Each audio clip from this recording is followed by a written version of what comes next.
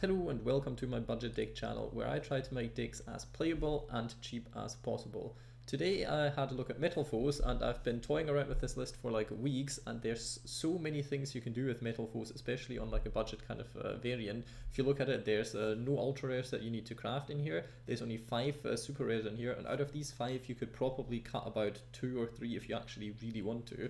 So this deck is fairly cheap. Also, a very great thing about this deck is there's so many things you can mix this with. There's so many different variants, some better than others, but if you ever feel bored of like a certain variant that you're playing, you can easily add a few cards, get a few cards out, and make the deck be quite different. And that is due to the fact that their Pendulum monsters can actually pop cards. And lots of cards in Yu-Gi-Oh! Are actually liking the fact that you can destroy them and then get certain advantages off of them. Stuff like certain Pendulum Magicians, for example, is a good deck that you can play with this, which I did not opt for, but there's so many other things that you can actually go for in this deck, which is quite crazy. But this is just like a wee bit of a skeleton list, just to show off what you could do, and it's probably not perfect, but I had quite the success on the ranked ladder with it, made it up to platinum again. And yeah, if you get into the whole playstyle of the deck and make a few tweaks to your liking, then this deck is fairly competitive, at least for like how many yeah, well, super rares and ultra rares you need. You can make this deck a lot more competitive by adding stuff like triple Magician Soul, basically triple Magical Abductor, then going into combos with Celine and sending to the graveyard Mythical Beast King Jackal, then getting that back, and so on. There's so much you can actually do. It's quite neat. Astrograph's also another card that is great in Pendulum decks, especially if they destroy cards. But you know, you probably already knew this. You could go for a Yang Zing variant if you want to, maybe add some Zephyr in it if you really feel like it. But let's jump into the card by card first. You basically want to run 3 of every Metalfoe main deck monster besides Metalfoe Vanisher. You could put in 1. The problem with Vanisher is Metalfoes don't really have a way of searching their monsters. The only one is Bismugear, and that is in your end phase, so you don't actually get like an immediate kind of effect off of it. So I felt like this card felt very situational, and sometimes when you drew it, it was helpful, sometimes it wasn't. So I didn't want to include it, but you obviously can.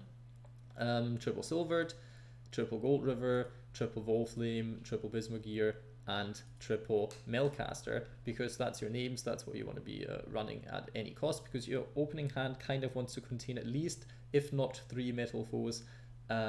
Somewhere between 2 and 3 would be good. Mainly 3, I felt like from testing felt good, so you kind of want to max out on these, which is why you run triple Summoner's Arc. Sadly, it can only search you Wolflame. There are certain combos you can do with Clifford, Genius, and some of the other Clifford card, Monolith, I think, going into Cyber Dragon Infinity. But first of all, that's not budget. Second of all, the extra deck already feels kind of clogged up, so didn't really want to include that. Anyway, to the small engines in the deck that I run, 2 Discord 003. You could technically run 3 if you want to, but I felt like if you draw 2 of them, that's not really great in this deck. Since the deck has so many small engines, you'd rather have 1 of each rather than 2 of a specific one. The good thing about this card is you can summon out Discord 005, which pops a card, a spell trap card on the field, which is nice because you first of all get recurring spell trap card removal, because you can keep summoning this card out of the extra deck since it's a Pendulum monster, and it also can pop stuff like your Metalfoes combination or your Metalfoes fusion if you need to, while it's still set. So this card actually generates some advantage. With 003, you can instantly go into stuff like Cross Sheep, because it's a link 2, so you can instantly usually summon this card out as a Pendulum summon again, pop a card of your opponent if you go second, or pop another one of your cards. It's quite versatile, this combo, and it does allow for, as how budget it is, it allows quite a lot of plays. I wouldn't say it's like the necessary meta combo, and you probably wouldn't run this in like a top of the mill meta version of this kind of deck, but in this kind of deck I feel like it actually does its job, and it comes in handy more often than it doesn't. 1 Timebreaker Magician in conjunction with 1 Harmonizing Magician, so you could run 2 of this card, but the problem is if you draw 2, this card cannot be used as a material for Fusion, Synchro, Xyz monster unless all other materials are Magician Pendulum monsters. So you can actually not use it to go into Mithrilium, which can actually be quite annoying. Other than that, it helps you set up the whole combo, because if you summon a Timebreaker Magician, then you can go into like a level 7 Synchro Monster, which it would be this most of the time. Then you can summon one scale out on the field, which mainly you want it to be one level 7, which you have two of, which is Melcaster and Volflame, and technically also have a King Gate 0, which I'll get to in a moment.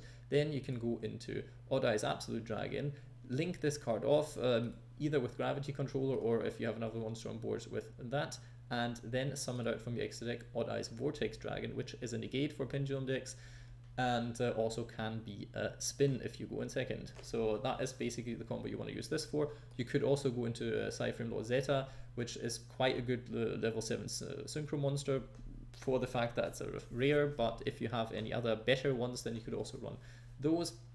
Why I decided to go for stuff like Timebreaker Magician and not, for example, cards like Xianqi Magician is because you can go into, you have the whole play of the Synchro play, and also this card going second at least isn't actually terrible from its effect, because you can target one monster on the field, can be a set monster as well, banish both it and this card from the field until your next standby phase, so it doesn't even come back during the opponent's turn. So you can actually take out one negate from your opponent instantly, so they might have to waste that one then. And this card is also Pendulum summonable, so I felt like it does come in handy by itself, so it's not too much of a brick in the deck. It's a low scale with no restrictions, that can also come in handy. And yeah, that's why I felt like this card was a nice inclusion. You could obviously go for like level 4 vanilla Pendulum Magician monster. If you want to go into level 8 Synchros, for example, you could go into this card if you want to have another level 7, or if you want to just utilize its effect. There's a lot to do with this. Then you could run double harmonizing and so on and so on and so on, but that is the ratios that I've chosen. And yeah, on to the next one. I run triple Baobaboon.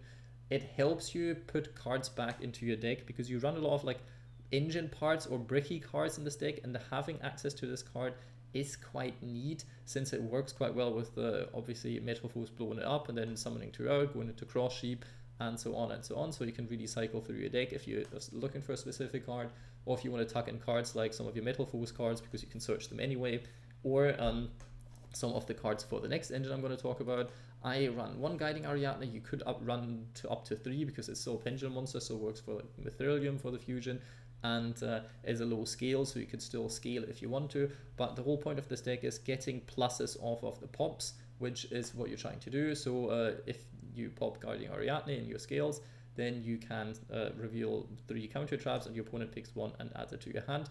Obviously annoying if you draw one of these. You could put another Fist of the Unrivaled Tenyi in. You could run any kind of Solemn Strikes if you want, if you have that. That also works. I chose to go for this lineup. I played around with 4, which can be too many sometimes. You could make it a 41 card deck, but you kind of want to stay at 40 so you have a good chance of hitting all the Metalfoes in your starting hand. But I felt like at this kind of small engine, it's nice because even if you have one counter trap in your hand and you can tug it back into the deck with Baobaboon, and you happen to start with Ariadne, it's still at least a low scale on the Pendulum monster, so it's not completely useless. Up to you how you want to put the ratios there. Supreme King Dragon, a Dark Worm engine. Special summon this by Pendulum summoning it, or normal summon it and add 1 card to your hand, which also pluses this card is 0 scale, so it can be quite nice because it actually can summon Abysmal Gear out of the deck. Also, it has an effect that actually lets you destroy 1 face-up card you control, which can be quite neat for certain Metalfoes shenanigans, and then you can summon from your deck maybe stuff like Odd Eyes Meteor Burst Dragon. It doesn't really do much besides going into Link monsters, but yeah, you know, that's that kind of thing. Also, you could summon out Odd Eyes Vortex Dragon to go into Parametalfoes Azortless, because this effect only locks you out of Synchro Xyz summon for the monster that you summon as a material, but you can still go into Fusion Monster, and since Azortless needs just 1 Fusion Monster, not Metalfoes Fusion Monster, that can come in handy as well. Yeah, sadly you can't go into rank 7 with the card you summon. That would be a bit nicer, but you can not. One Painful Decision, also a card that helps you get into your Metalfoes. You probably run at least 2 of this card if you would normally. Not sure, I've seen like different ratios up to 3 till down to 1 or none. I feel like the card is quite nice because it actually gives you access to like most of your Metalfoes, which can help you search a high scale and a low scale, while Summoner's Art can only get you a high scale, so a bit more versatility, but also fuels your graveyard, which can be nice for stuff like Metalfoes. Other than that, it's a super rare, so maybe don't go overboard if you're looking for a budget deck. One Metalfoes Fusion, mainly popping it for using the effect. It's a resource gain. I felt like I ran out of resources if I actually used the effect of Metalfoes monsters. So I usually more use Para Metalfoes Fusion to actually fusion summoning, or during your opponent's turn full Metalfoes Fusion. I don't use Metalfoes Fusion all that much because a lot of the time I run out of monsters, so I've already used them for other kind of combos, so it doesn't work as good.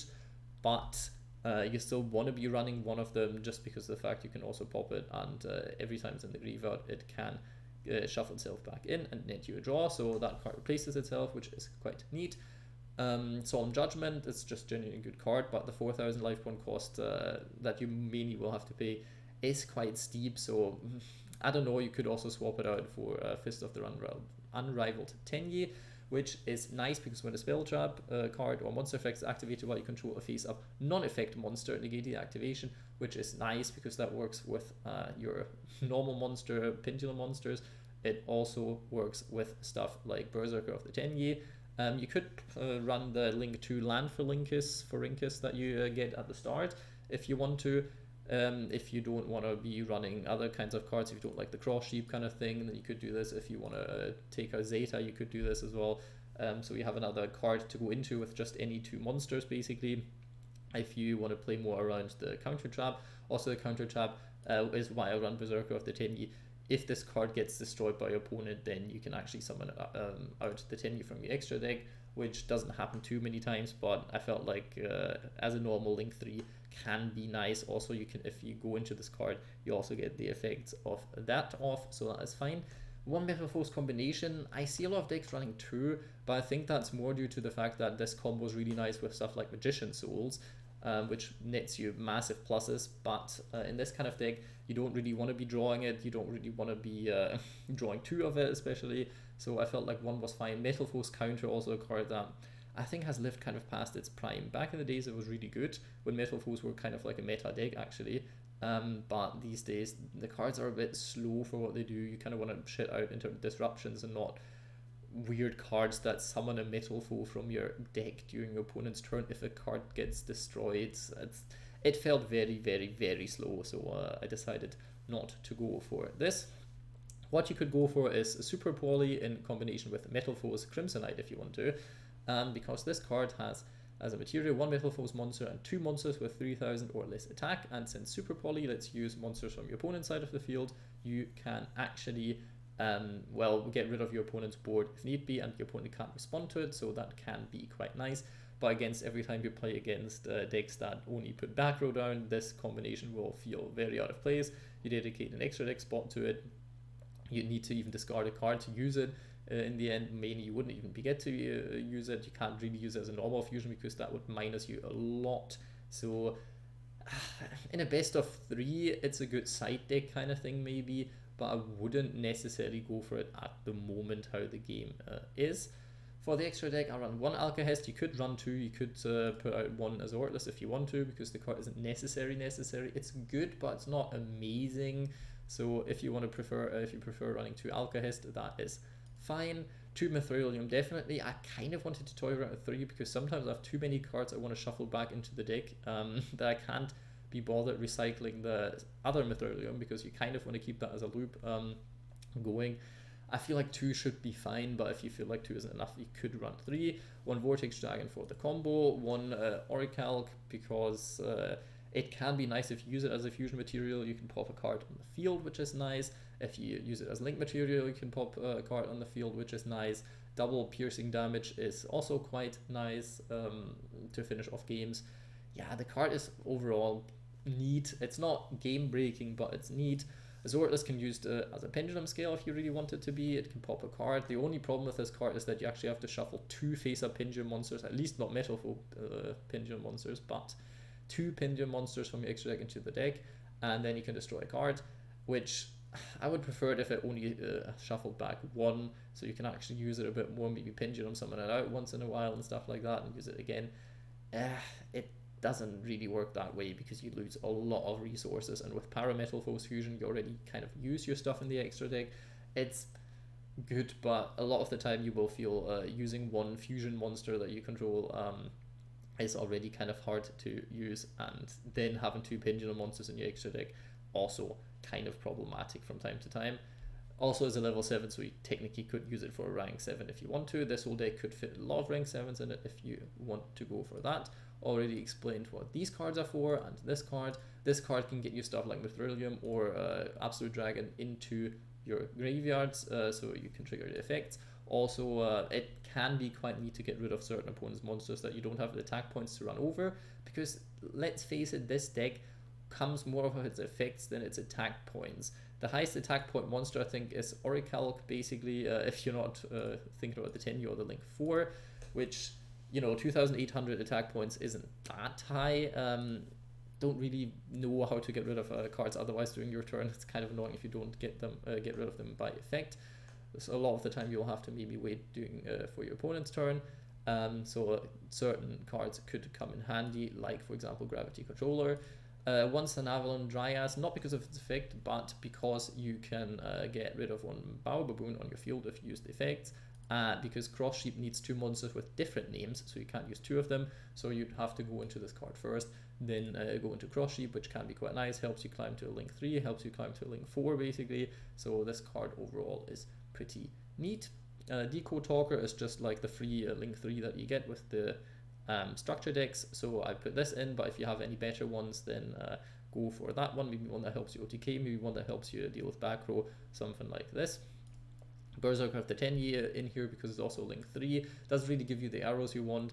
It's mainly in here to make your counter trap live, or even use the second effect of the counter trap. But if you want to cut this kind of stuff, then you definitely want to be cutting this card.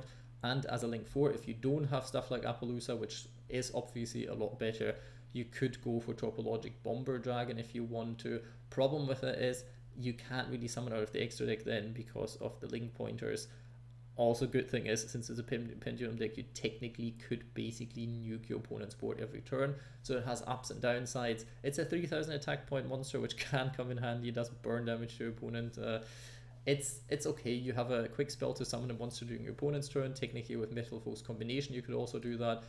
You could go into stuff like Orichalc, then summon another card out of the graveyard with Metalfoes combination, pop cards with Orichalc being nuked then as well, can pop like a spell trap on your opponent's field. There's a lot you can do with it, but I think Appaloosa in the end will probably be a bit better, but since that's an ultra rare and this is a super rare, I decided to go for this. You don't have to run a Link for it all if you don't want to, but this deck can easily-ish climb into a Link 4, and then you might as well want to go for an actual good one. Another card you could play is IP Masquerena, maybe instead of Cross Sheep, for example. There's ways to incorporate this card, and it can be quite nice. But yeah, this deck has a lot of room to be improved. Hand traps, obviously, instead of the counter traps, maybe is always a good thing to do as well. Hope you enjoyed the deck profile. That's all I can say to the deck. Yeah, also one hint at the end, Metalfoes, you can bounce also your own cards back to your hand, which can be quite neat if you want to bounce Pendulum Scale back to your hand, so you can use it for a fusion. And that's it now. I kind of wanted to mention this because this came in handy. Some people might not be thinking about it that are kind of new to Metalfoes. So hope you enjoyed the deck profile. Let me know, leave a like, comment, subscribe, you know, all of these things other YouTubers tell you to do. But most importantly, have a nice day.